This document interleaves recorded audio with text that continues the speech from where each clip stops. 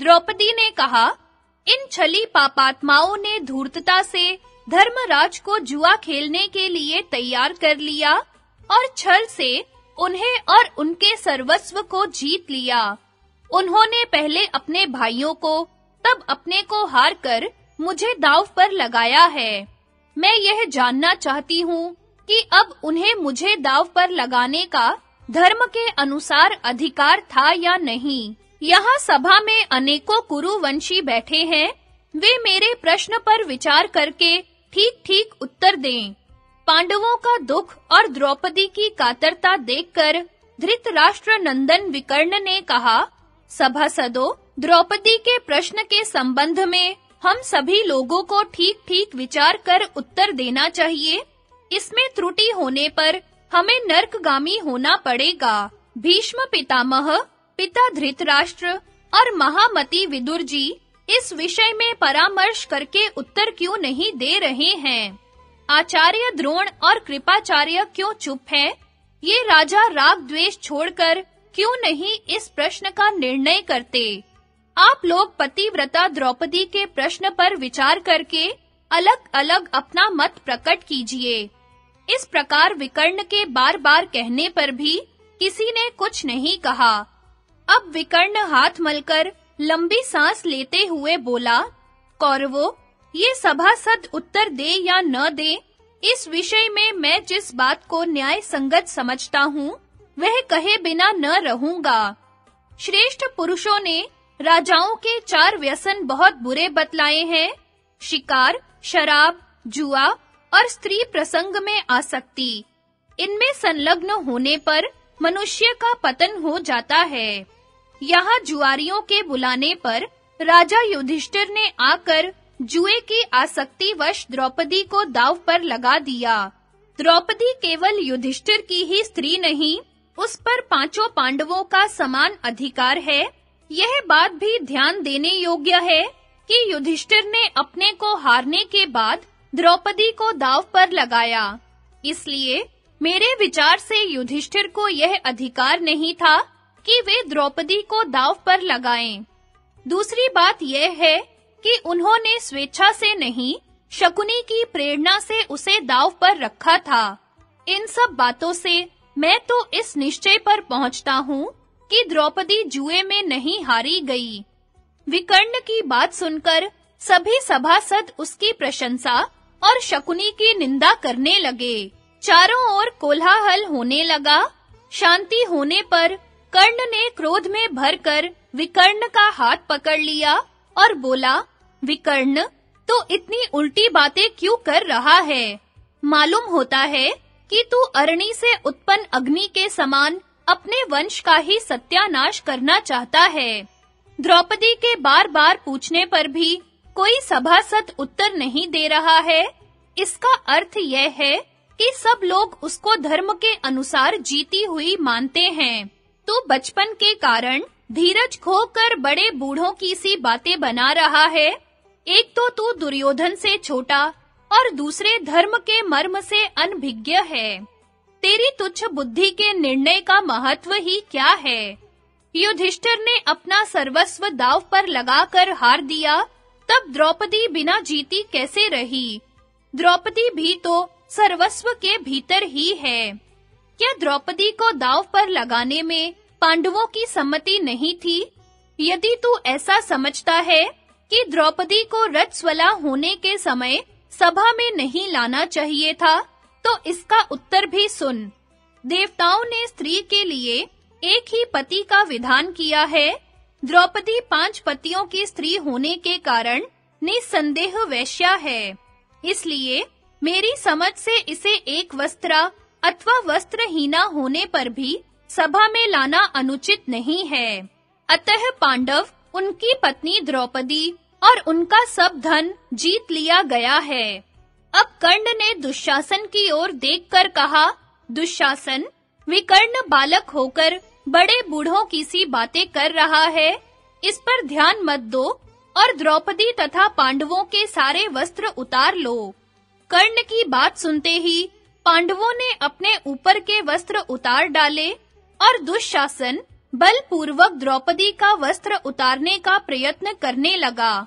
जिस समय दुशासन द्रौपदी का वस्त्र खींचने लगा, द्रौपदी भगवान श्री कृष्ण का स्मरण करके मन ही मन प्रार्थना करने लगी। हे गोविंद, हे द्वारकावासी, हे सच्चिदानंद स्वरूप प्रेम घन, हे गोपी जन वल्लभ, हे सर्वशक्तिमान प्रभो, कौरव मुझे अपमानित कर रहे हैं, क्या यह बात आपको मालूम नहीं है? हे नाथ, हे रमानाथ, हे व्रजनाथ, हे आरती नाशन जनार्दन, मैं कौरवों के समुद्र में डूब रही हूँ, आप मेरी रक्षा कीजिए।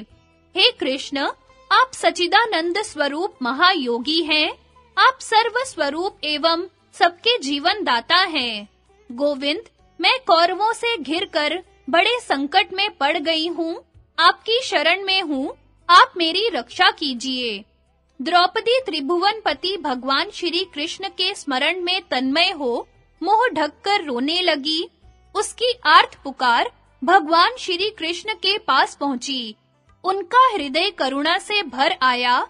भक्त वत्सल प्रभु प्रेम परवश होकर द्वारका की सेज, भोजन और लक्ष्मी को भी भूल गए और दौड़े-दौड़े द्रौपदी के पास पहुंचे। उस समय द्रौपदी अपनी रक्षा के लिए हे कृष्ण, हे विष्णु, हे हरे इस प्रकार पुकार कर छटपटा रही थी। धर्म स्वरूप भगवान श्री कृष्ण ने गुप्त रूप से वहां आकर बहुत से सुंदर वस्त्रों से द्रौपदी को सुरक्षित कर दिया। दुरात्मा दुशासन द्रौपदी के वस्त्रों को जितना ही खींचता, उतनी ही वस्त्रों की बढ़ती होती जाती। इस प्रकार रंग-बिरंगे बहुत से वस्त्रों का ढेर लग गया। धन्य है, धर्म की महिमा अद्भुत है, श्री कृष्ण की कृपा अनिर्वचनीय है। चारों ओर सभा में हलचल मच गई। यह अद्भुत घटना देखकर सभी सभासद स्पष्ट रूप से दुशासन को धिक्कारने और द्रौपदी की प्रशंसा करने लगे। उस समय भीमसेन के दोनों होंठ क्रोध से कांप रहे थे। उन्होंने भरी सभा में हाथ से हाथ मलकर गरजते हुए शपथ ली, देश देशांतर के नृपतिगण ध्यान से मेरी बात सुने। ऐसी बात न कभी किसी ने कही होगी और न कोई आगे कहेगा। मैं जो कुछ कह रहा हूँ, यदि वैसा ही न करूँ, तो मुझे अपने पूर्व पुरुषों की गति न मिले। मैं शपथ खाकर कहता हूँ कि मैं रणभूमि में बलात् भरत कुल कलंक पापी दुरात्मा दुशासन की छाती फाड़ डालूंगा और उसका गरम-गरम खून पीऊंगा। भीमसेन की भीषण प्रतिज्ञा सुनकर सभी के रोंगटे खड़े हो गए। सभी सभासद भीमसेन की भूरी-भूरी प्रशंसा और दुशासन की निंदा करने लगे। अब तक दुशासन द्रौपदी का वस्त्र खींचते-खींचते थक गया था। वस्त्रों का ढेर लग गया और वह अपनी असमर्थता पर खींचकर लज्जा के मारे बैठ गया। चारों ओर तहलका मच गया। दुशासन के लिए सबके मुंह से धिक्कार के शब्द निकलने लगे। लोग कहने लगे कि कौरव द्रौपदी के प्रश्नों का उत्तर क्यों नहीं देते। हाय हाय, यह तो बड़े खेद की बात है। अब धर्म के मर्मज्ञ विदुर जी ने हाथ उठाकर सबको शांत करते हुए कहा, सभासद वृंद, द्रौपदी आप लोगों के सामने प्रश्न रखकर अनाथ के समान रो रही है, परंतु आप लोगों में से कोई भी उसके प्रश्न का उत्तर नहीं देता। यह अधर्म है। आर्त पुरुष दुखाग्नि से जलकर ही सभा की शरण लेता है। सभासदों को चाहिए कि सत्य और धर्म का आश्रय लेकर उसे शांति दें। श्रेष्ठ पुरुषों को सत्य के अनुसार धर्म संबंधी प्रश्नों की मीमांसा अवश्य करनी चाहिए। विकर्ण ने अपनी बुद्धि के अनुसार उत्तर दे दिया है। अब आप लोग भी राग द्वेष के वेग को रोककर द्रौपदी के प्रश्न का उचित उत्तर दीजिए। जो धर्मज्ञ पुरुष सभा में जाकर किसी के प्रश्न का उत्तर नहीं देता, उसको आधा झूठ बोलने का पाप लगता है। जो झूठी बात कहता है, उसके संबंध में तो कहना ही क्या। इस विषय में मैं आप लोगों को एक इतिहास सुनाता हूँ। वह इतिहास यह है कि एक बार दैत्यराज प्रहलाद के पुत्र विरोचन और अंगिरा ऋषि के पुत्र सुधन्वा ने एक कन्या प्राप्त करने के लिए आपस में विवाद कर लिया और मैं श्रेष्ठ हूँ, ऐसी प्रतिज्ञा करके दोनों ने प्राणों की बाजी लगा ली। इस विवाद का निर्णय करने के लिए दोनों ने प्रहलाद जी को चुना। उनके पास जाकर दोनों ने पूछा, आप ठीक-ठीक निर्णय दीजिए कि हम दोनों में श्रेष्ठ कौन है। प्रहलाद जी बड़े असमंजस में पड़ गए। एक और पुत्र के प्राण और दूसरी ओर धर्म, कुछ भी निश्चय न कर सकने के कारण प्रहलाद जी महर्षि कश्यप के पास गए और उनसे पूछा, महाभाग, आप देवता, असुर और ब्राह्मणों का धर्म जानते हैं। मैं इस समय बड़े धर्म संकट में हूँ। आप कृपा करके यह बतलाइए कि किसी प्रश्न का उत्तर न देने से तथा जानबूझकर कुछ का कुछ उत्तर देने से क्या गति होती है। महर्षि कश्यप ने कहा, जो जानबूझकर राग, द्वेष अथवा भय के कारण ठीक-ठीक उत्तर नहीं देता अथवा जो गवाह गवाही देने में ढिलाई करता है या कुछ का कुछ कह देता है, वह वरुण के सहस्त्र पाशों से बांधा जाता है। प्रत्येक वर्ष में उसके पास की एक-एक गांठ खुलती है। इसलिए जिसे सत्य का सुस्पष्ट ज्ञान हो, उसे सत्य ही बोलना चाहिए। जिस सभा में अधर्म से धर्म को दबा दिया जाता है और वहां के सभासद अधर्म को नहीं हटाते, तो सभासद ही पाप भागी होते हैं। जिस सभा में निंदित पुरुष की निंदा नहीं होती, वहां सभापति को उसके अधर्म का आधा, करने वाले को चौथाई और अन्य सभासदों को भी पाप का चौथाई भाग प्राप्त होता है। जहां निंदित पुरुष की निंदा होती है, वहां सभापति और सदस्य पाप मुक्त रहते हैं। सारा पाप केवल कर्ता को ही लगता है। प्रहलाद, जो जानबूझकर प्रश्न का उत्तर धर्म के प्रतिकूल देते हैं, उनकी आगे पीछे की 7-7 पीढ़ियां और श्रौत स्मार्त आदि शुभ कर्म नष्ट हो जाते हैं। साथियों से धोखा खाने पर मनुष्य को बहुत बड़ा दुख होता है। जो पुरुष झूठ बोलता है, उसे उससे भी अधिक दुख भोगना पड़ता है। प्रत्यक्ष देखकर, सुनकर और धारणा से भी गवाही दी जा सकती है। सत्यवादी साक्षी के धर्म और अर्थ नष्ट नहीं होते। सभासदों, कश्यप जी की बात सुनकर दैत्यराज प्रहलाद ने अपने पुत्र से कहा, बेटा विरोचन, सुधन्वा के पिता अंगिरा मुझसे श्रेष्ठ हैं।